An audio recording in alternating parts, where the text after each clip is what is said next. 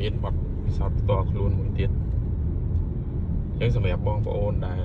គាត់ប្រើឡានជីវភេទ BYD ប៉ុន្តែដូចជា BYD Seal 05ដូចជាអាប់ដេតអត់បានប៉ុន្តែបើ Seal N5 T7 Seal N6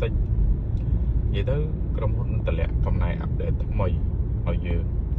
អញ្ចឹងពេលដែលយើងអាប់ដេតហើយការជិះប្រចាំថ្ងៃរបស់យើងខុសពីមុន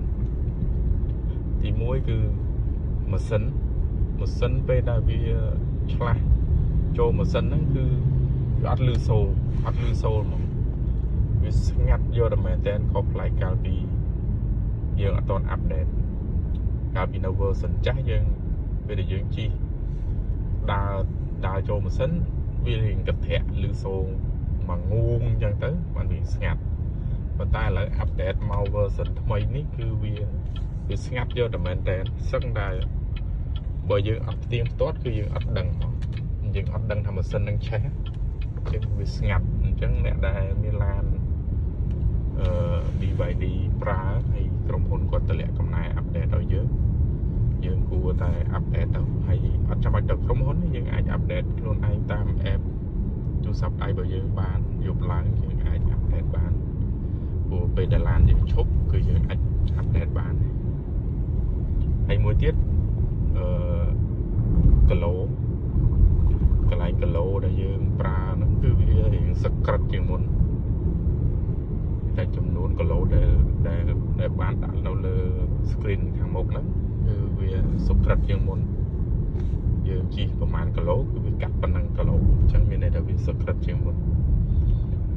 ហើយនៅលើអេក្រង់ខាងនេះវិញក៏វាមាន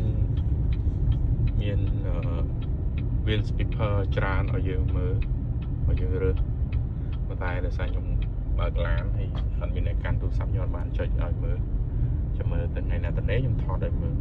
អាចផ្លាស់ប្ដូរលើនឹងបានច្រើនមាន function ច្រើនឲ្យយើងផ្លាស់ប្ដូរហ្នឹងអត់មានអីទេថ្ងៃហ្នឹងមានតែប៉ុណ្្នឹងចង់ណែនាំបងប្អូនដែលគាត់ប្រើ BYD ហើយគាត់ចង់បានលក់រសជាតិ version ថ្មីបងប្អូនអាចអាប់ដេតបានវានិយាយទៅវាដូចតែទូរស័ព្ទយើងដែរដល់ពេលដែលយើងប្រើយូរវាស្ពឹកដល់ពេលយើងអាប់ដេតថ្មីទី version ថ្មីមកវា smooth ជាងមុនបាទ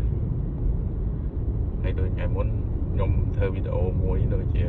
ឃើញបងម្នាក់គាត់ថាឡានចិនឡើងចំណោទ